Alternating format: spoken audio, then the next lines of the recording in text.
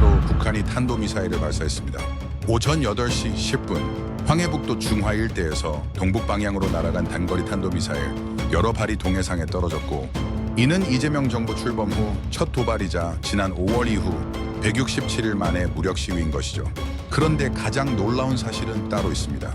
북한이 미사일을 쏘아 올린 바로 그 순간 세계 최강 대국 정상 2명이 한국행 비행기에 오를 준비를 하고 있었다는 겁니다. 바로 트럼프 미국 대통령과 시진핑 중국 주석입니다. 이들은 일주일 뒤인 10월 31일 대한민국 경주에서 만나기로 확정했습니다. 그것도 서울도 아니고 경주라는 도시에서 역사적 회담을 여는 이유가 뭘까요? 답은 명확합니다. 지금 이 순간 세계 질서의 중심에 한국이 있기 때문이고, 미중 패권 경쟁의 중재자가 바로 우리나라이기 때문입니다. 북한의 초라한 미사일 도발과 한국이 주최하는 세계사적 외교 무대, 이 극명한 대비 속에 숨겨진 진실을 지금부터 파헤쳐 보겠습니다. 오늘 아침 북한은 정확히 노림수를 계산하고 미사일을 쏘아 올렸다고 봐야 합니다. 에이펙 정상회의 일주일 전 트럼프와 시진핑이 한국에 오기 직전에 미사일을 발사하면 세계가 자신들을 주목할 거라 착각했던 것이죠. 하지만 결과는 참담합니다. 전 세계 언론이 북한 미사일이 아니라 경주 에이펙만 보도하고 있는데요. CNN, BBC, 로이터, 블룸버그 모두 트럼프, 시진핑 한국에서 만난다를 제목으로 내세웠고, 심지어 일본 NHK조차 경주 에이펙에서 미중 정상회담 확정을 톱뉴스로 다루면서 북한 미사일은 뉴스는 밀려났습니다. 북한은 미사일로 존재감을 과시하려 하지만 한국은 외교로 세계 질서를 재편하고 있고, 같은 한반도에 있는데도 이 차이는 하늘과 땅만큼 벌어진 것이죠. 이것이 바로 국력의 차이입니다. 북한이 오늘 쏜 미사일의 사거리는 약 300km로 추정되는데, 이 정도 거리는 한국 영토도 제대로 못 벗어나는 수준입니다. 하지만 한국의 외교 영향력은 전 세계 우함의 한개국 정상을 경주로 불러들이고 있으며, 이것이 진짜 국가의 힘이라는 걸 전 세계가 목격하고 있는 겁니다. 지금까지 미중 정상회담은 주로 중립지나 GUC 같은 국제회의에서 열렸습니다. 2017년 플로리다 마라라고 회담, 2018년 베이징 회담, 2019년 오사카 지신시 회담 등이 대표적이죠. 그런데 이번에 한국이 시도하는 것은 차원이 완전히 다릅니다. 트럼프와 시진핑이 한국 땅을 밟고 경주에서 양자 회담을 갖는다는 건데요. 이는 한국이 단순한 회의 장소가 아니라 미중 갈등을 조정할 수 있는 유일한 중재자로 인정받았다는 의미입니다. 국제 외교 무대에서 한국의 위상이 얼마나 올라갔는지 보여주는 결정적 증거인 것이죠. 이번엔 숫자로 정확히 분석해보죠. 미중 양국 정상이 동시에 한국을 방문하는 건 2012년 서울 핵안보 정상회의 이후 무려 13년 만입니다. 트럼프와 시진핑이 직접 회담하는 건 2019년 일본 오사카 G20 이후 6년 만이고요. 그런데 이게 끝이 아닙니다. 전 세계 GDP의 60%, 인구의 40%를 차지하는 에이펙 21개국 정상이 모두 경주에 모입니다. 여기에 트럼프 2기 출범 후 첫 미중 정상회담까지 열리는 것이죠. 무려 13년 만에 미국과 중국이 동시에 방한하고 6년 만에 미중 정상회담이 열리는데, 그 무대가 바로 대한민국 경주라는 겁니다. 이 모든 숫자가 의미하는 것은 하나입니다. 한국 없이는 세계 질서도 돌아가지 않는다는 거죠. 트럼프도 시진핑도 결국 한국이라는 창구를 거쳐야만 서로 대화할 수 있다는 현실을 인정한 겁니다. 여기서 중요한 포인트가 있습니다. 왜 인천, 제주, 서울도 아닌 경주를 선택했을까요? 이건 단순한 장소 선택이 아니라 전략적 메시지입니다. 경주는 신라 천년고도입니다. 첨성대, 불국사, 석굴암 같은 유네스코 세계문화유산이 즐비한 도시죠. 한국 정부는 이 경주를 선택함으로써 우리는 천년 역사를 가진 문화 강국이면서 동시에 21세기 첨단 기술을 선도하는 경제 강국이라는 이중 메시지를 전 세계에 던지는 겁니다. 에이펙이 추구하는 핵심 가치는 포용적 성장입니다.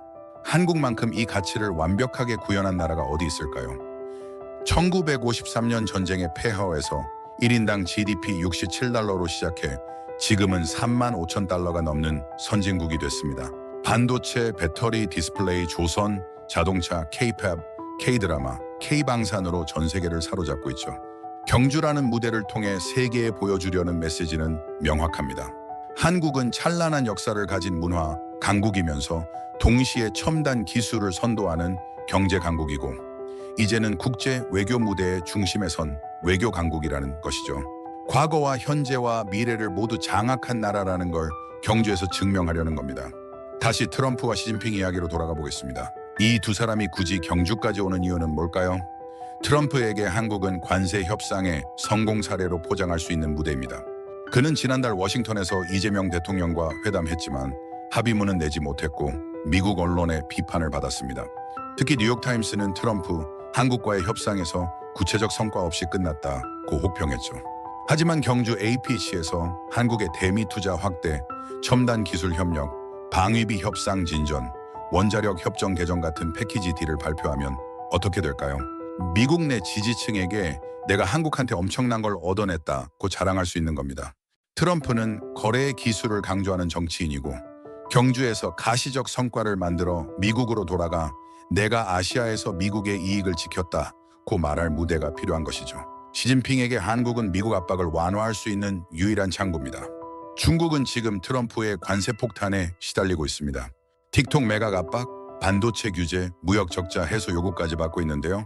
미국과 직접 부딪히면 전면 무역 전쟁으로 번질 수 있지만 한국이라는 중재자를 통해 미국과 대화 채널을 유지하고 최소한 전면 충돌은 피할 수 있다는 계산을 하는 겁니다. 더 중요한 건 중국이 2014년 이후 11년 만에 한국을 찾는다는 사실입니다. 2016년 사드 배치 이후 한중 관계는 급냉했고 중국의 경제 보복으로 한국 기업들이 막대한 피해를 입었죠. 하지만 지금 시진핑이 한국에 온다는 건 한국과의 관계 정상화가 중국에게도 필수라는 걸 인정한 겁니다. 중국이 아무리 내수 시장이 크고 제조업이 강해도 반도체 핵심 공정은 한국 없이 불가능하고 배터리 기술도 한국을 따라잡지 못했으니까요. 결국 미중 모두에게 한국은 필수입니다. 트럼프는 한국을 통해 중국을 압박하고 시진핑은 한국을 통해 미국과 협상하는 구조가 만들어진 것이죠. 이것이 바로 한국의 전략적 가치이고 K 외교의 진정한 힘입니다. 그렇다면 북한은 어떤 상황일까요? 북한은 지금 진퇴양난에 빠져 있습니다. 남한이 미국과 중국 정상을 초청해 세계 외교 무대를 주도하고 있는 상황에서 북한은 미사일 같은 무력 과시 외에는 국제사회의 주목을 받을 방법이 없다는 걸 스스로 드러낸 것입니다. 하지만 이런 시도가 반복될수록 한국의 외교적 성숙도만 더욱 부각된다는 점에 주목해야 합니다. 오늘 합동참모본부 발표를 다시 보겠습니다. 북한이 오전 8시 10분경 단거리 탄도미사일을 발사했습니다. 우리 군은 미일과 정보를 공유하며 대응하고 있습니다. 딱 세 줄로 끝났습니다. 미사일 발사가 북한에게 남긴 건 국제사회의 비난뿐이고 한국에게 준 건 우리가 왜 외교 중심이 돼야 하는지 정당성만 더 강화시켜준 겁니다. 북한은 최근 연이어 성능을 개량한 미사일들을 공개해왔습니다. 무장장비 전시회 국방발전 2025에서는 북한의 대표적인 단거리 탄도미사일인 북한판 이스칸데르 KN-23 화성 11마를 공개했고 극초음속 활공체 형상의 탄두를 장착했다고 자랑했죠. 이어 지난 10일 노동당 창건 80주년 열병식에서는 신형 대륙간 탄도미사일 화성 20형을 처음 공개했습니다. 하지만 이 모든 게 의미 있을까요? 북한이 아무리 미사일을 개발해도 경제는 파탄이고 주민들은 굶주리고 있으며 국제사회에서 완전히 고립된 상태입니다. 반면 한국은 첨단 기술로 세계를 선도하고 문화 콘텐츠로 전 세계를 매료시키며 이제는 외교 무대의 중심에 서 있는 것이죠. 더욱 중요한 것은 한국이 지금 쥐고 있는 카드들입니다. 첫째, 한국은 반도체 공급망의 핵심입니다. 삼성전자와 SK하이닉스가 없으면 미국 AI 산업이 멈춥니다. 엔비디아 GPU에 들어가는 HBM 메모리는 SK하이닉스가 세계 시장의 50% 이상을 장악하고 있고 삼성전자는 최첨단 파운드리 기술로 TSMC를 추격하고 있죠. 트럼프가 아무리 중국을 압박해도 결국 반도체는 한국을 거쳐야 하고 시진핑이 아무리 자급자족을 외쳐도 첨단 공정은 한국 기술 없이 불가능한 겁니다. 미국과 중국이 반도체 전쟁을 벌이는 동안 한국은 양쪽 모두에게 필수적인 공급자로 자리 잡았고 이게 바로 한국의 협상력인 것이죠. 둘째, 한국은 배터리 강국입니다. LG 에너지 솔루션, 삼성 SDI, SK온이 없으면 전 세계 전기차 산업이 마비되는데요. 글로벌 전기차 배터리 시장 점유율을 보면 중국이 압도적이지만 고성능 배터리 기술에서는 한국이 여전히 최강입니다. 결국 일본 혼다도 우리나라 포스코에 손을 벌렸고 미국 GM과 포드도 한국 배터리가 없으면 아무것도 못하는 상황입니다. 심지어 중국 전기차 업체들도 한국 배터리 소재 기업들과 협력하고 있는데 양극재 분야에서 에코프로비엠과 LNF가, 음극재에서 포스코 퓨처엠이, 분리막에서 SKI 테크놀로지가 세계 시장을 선도하고 있는 것이죠. 배터리 전쟁에서도 한국은 핵심 플레이어인 겁니다. 셋째, 한국은 K방산 강국입니다. 폴란드의 K2 전차 9조 원 계약을 체결했고 이는 단일 방산 계약으로는 역대 최대 규모입니다.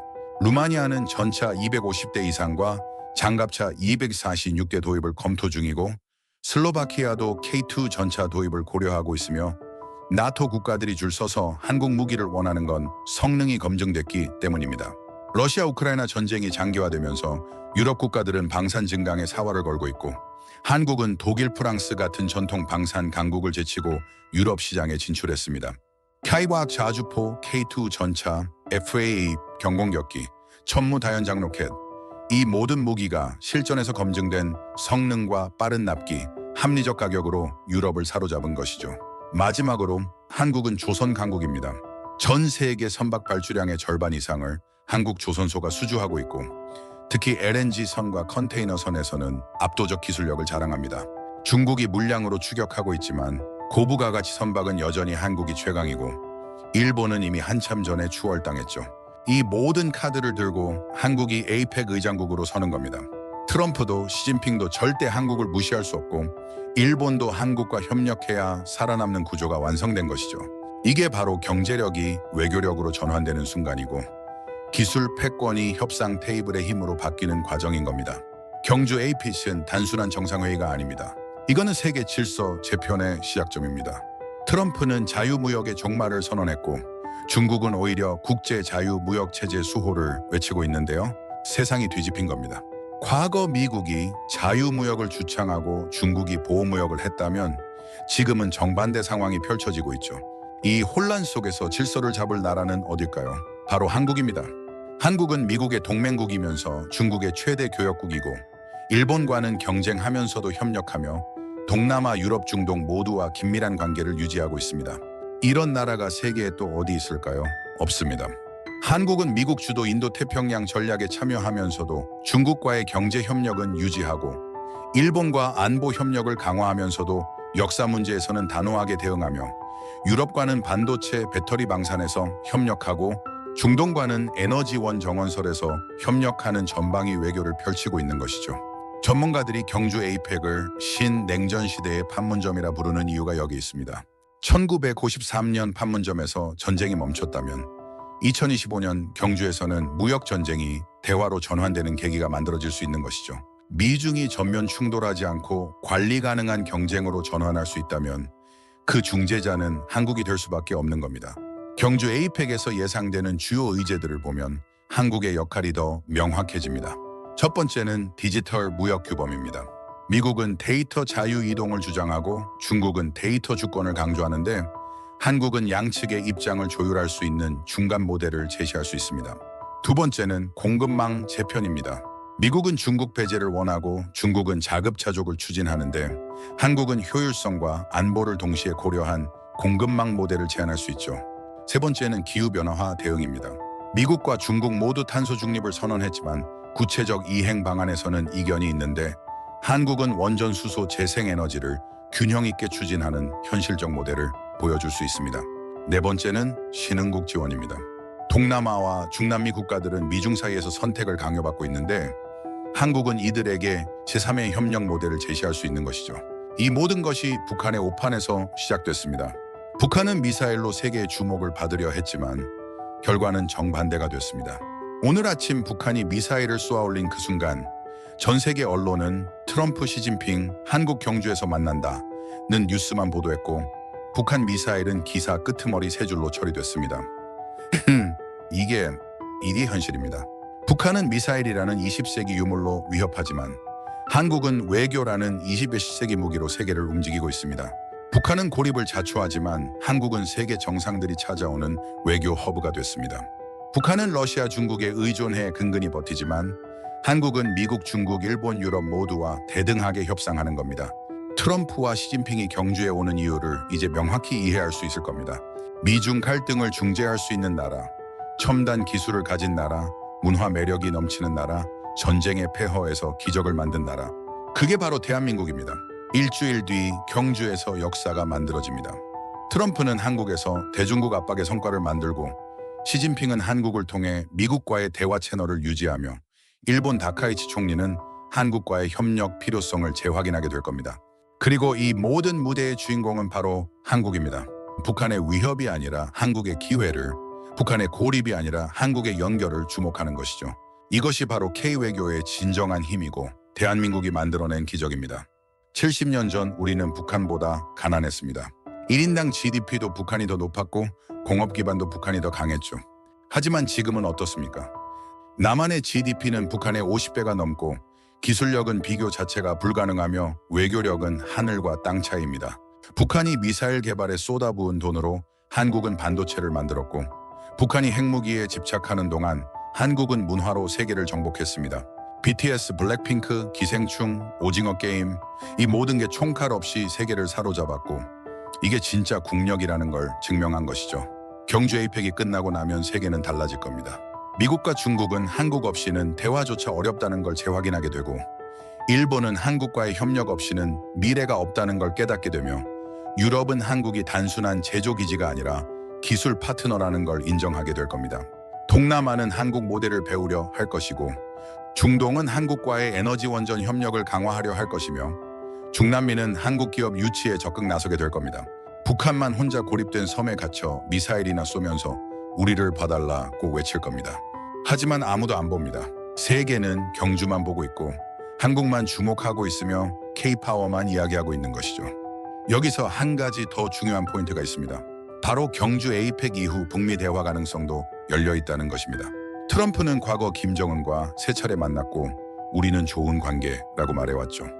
만약 트럼프가 경주에서 시진핑과 만나 북한 문제를 논의하고 중국이 중재자 역할을 자처한다면 어떻게 될까요?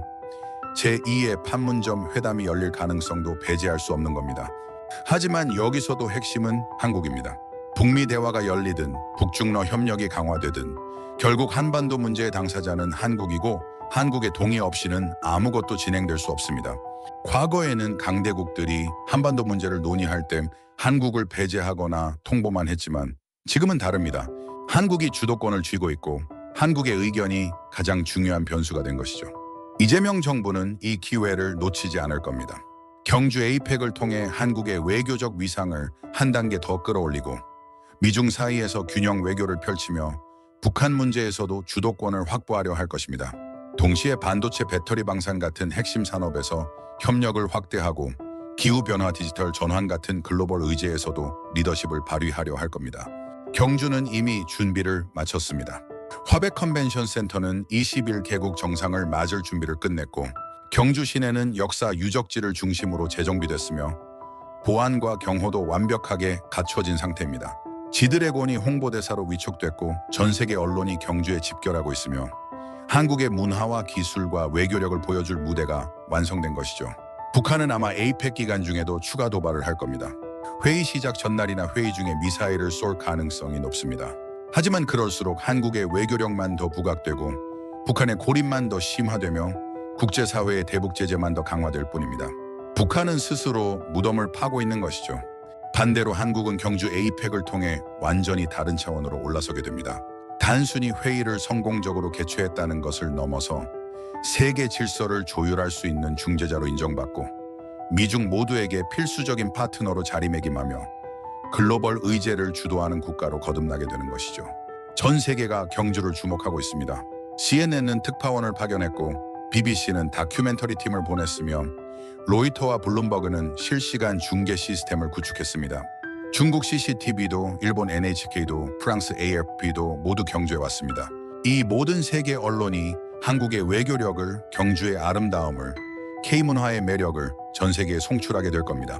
그리고 이 역사적 순간을 우리 모두가 함께 목격하게 됩니다. 신라가 삼국을 통일하고 천년 왕조를 이룬 그 땅에서 21세기 대한민국이 세계 질서를 조율하는 중심 국가로 우뚝 서는 순간을 말입니다. 이것이 바로 2025년 10월 경주에서 벌어질 일입니다. 북한은 미사일로 위협하지만 아무도 주목하지 않고 한국은 외교로 세계를 움직이며 모두가 박수를 보내는 것이죠. 트럼프와 시진핑이 경주로 오는 이유, 전 세계 정상들이 한국을 찾는 이유, 그리고 북한이 아무리 미사일을 쏴도 의미 없는 이유를 이제 완벽히 이해할 수 있을 겁니다. 한국은 더 이상 약소국이 아닙니다. 이젠 강대국의 눈치를 보는 나라가 아니라 강대국들이 한국 눈치를 보는 시대가 된 것이죠. 보호받는 나라에서 존중받는 나라로, 따라가는 나라에서 선도하는 나라로, 변방에서 중심으로 완전히 탈바꿈한 겁니다. 일주일 뒤 경주에서 역사가 쓰입니다. 세계가 한국을 보고 한국이 세계를 움직이며 K-외교가 새로운 시대를 여는 순간이 펼쳐질 것입니다. 북한은 오늘도 내일도 모레도 미사일을 쏠 수 있지만 세계는 이미 선택했습니다. 미사일이 아니라 외교를, 위협이 아니라 협력을, 고립이 아니라 연결을 선택한 것이고 그 선택의 중심에 대한민국이 있는 겁니다. 전 세계가 경주를 주목하고 있습니다. 그리고 이 역사적 순간을 우리 모두가 함께 목격하게 될 겁니다. 이것이 바로 K-파워의 진정한 힘이고 대한민국이 만들어낸 21세기 기적입니다.